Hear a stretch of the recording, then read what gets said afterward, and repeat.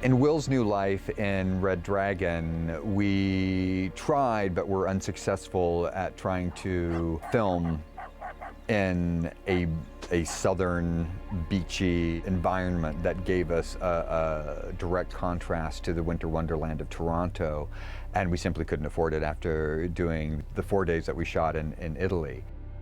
It really was about finding something that gave him an isolation that was also a scary place to stage a horror movie. So we had to find some place in the winter of Toronto that actually gave us some of those elements without sand and water. Well, there was water, but it was frozen. Well, of course, when we go into the Red Dragon story, as in the novel, Will has been out of the game for a while, and also as in the novel, you know, a large part of that is because of what happened with Hannibal, and he's put that distance between them, and he's found a new life for himself. People dump small dogs here all the time, and I can give away the cute ones. The rest stay and get to be big ones. And Molly's a sucker for strays. You're not fooling anybody. In a kind of dream world, I would have loved to have had 3 episodes to to really, you know, show that version of Will, because we've never seen him. We've never seen him kind of happy and settled and rooted. But of course, we don't, because within 5 scenes, Jack's shown up to drag me back. But that's why it was so great having Nina, Arianda, playing Molly. And we were originally thinking about having Francis Dollarhide, when he shows up to the home in our unexpected twist on the story for episode 11, that he was going to kill both Molly and Walter. It's a short-lived role, but it means a lot. It means a lot to the character, as well as we put her in good danger. I tried to cast her as Lily in Mockingbird Lane, and we tried to cast her as Miriam Lass earlier in the series.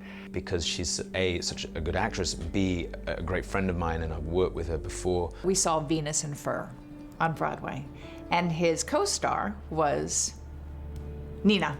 Seeing the play for the first time and seeing both Nina and Hugh on stage for the first time, I was marveling at the control and command that Nina had on stage, and feeling a little bad for Hugh because she's such a powerful presence. You know how I always said that secrets are bad and you shouldn't keep secrets? Well, I have an amendment to that, and we're going to keep this secret for now. And we thought, oh, how fantastic. Wouldn't it be great to also cast her? This is season 1. This is maybe, you know, for one of the female characters, and cast Nina. She just wasn't interested in doing television at that time. And then we had offered the role to Nina, and I was not expecting her to say yes, because I'd tried several times in the past to cast her to no avail. And when she said yes, I was like, well, we can't kill her now. She's going to be played by Nina Arianda, so we have to really make her a character as fully fleshed out as anybody on the show, because that's what the actress deserves. I've been feeding them canned food. Was that canned food made in China? Is it bad to be made in China? If you're pet food, dogs get poisoned by Chinese pet food all the time. Are the dogs gonna die? No, they're not gonna. Are the dogs gonna die?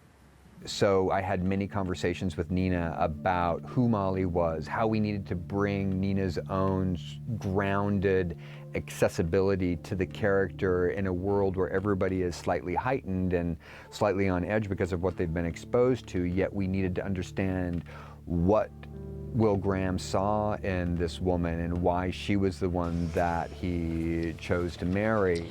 How bad is it gonna be if you stay here and read about the next one? If you stay and there's more killing, maybe it would sour this place for you. High noon and all that.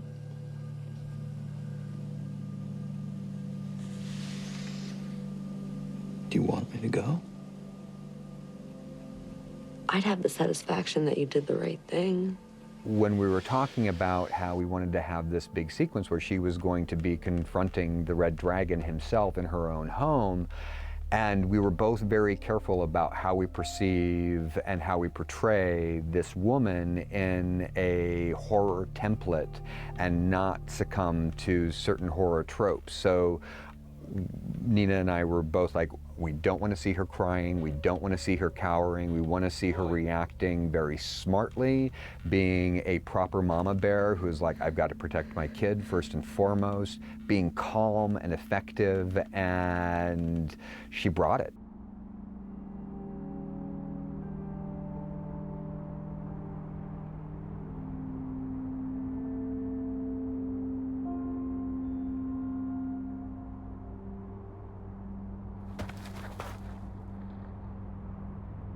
And it was great to see her imbue that role with such strength and purpose and not fall prey to the thing that we described as the Sissy Spacek syndrome in the writer's room, where the oft put upon wife is like, oh no, don't go, like stay with the family, and it's bad if you'll go. We wanted to throw out all of those tropes and have her say, if you can save lives, you have to go. Like that's basically all there is to it, and then see her hoisted on her own petard, and then see her navigate her way out of that under incredibly horrible circumstances.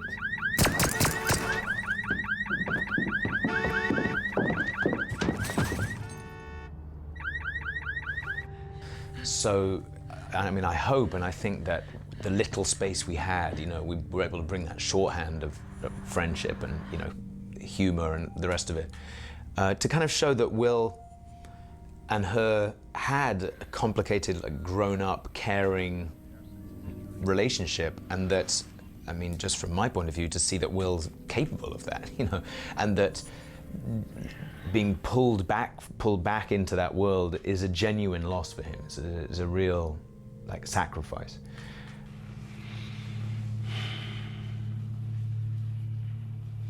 Hannibal's having his fun.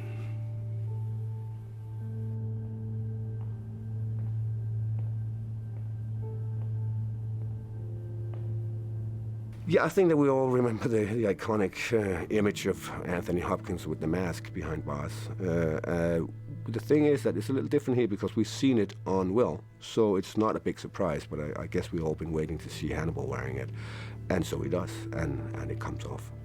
Well, the mask was a lot of fun to develop because we were essentially developing two versions of it. We knew Will Graham was going to wear a version, and we knew that we didn't want Hannibal Lecter wearing the same version that Will Graham wore.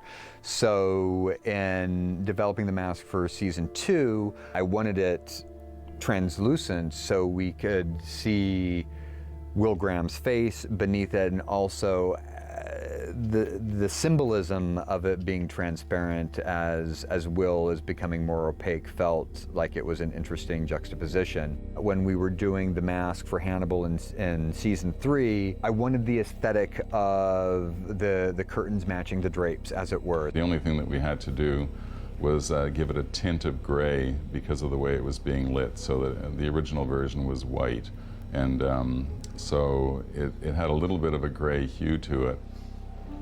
Yeah, I think okay. You can maybe pull that strap on the head a little back, yep. So I wanted it to be the same color as his jumpsuit, so it felt like of a piece, and it felt almost angelic in its purity.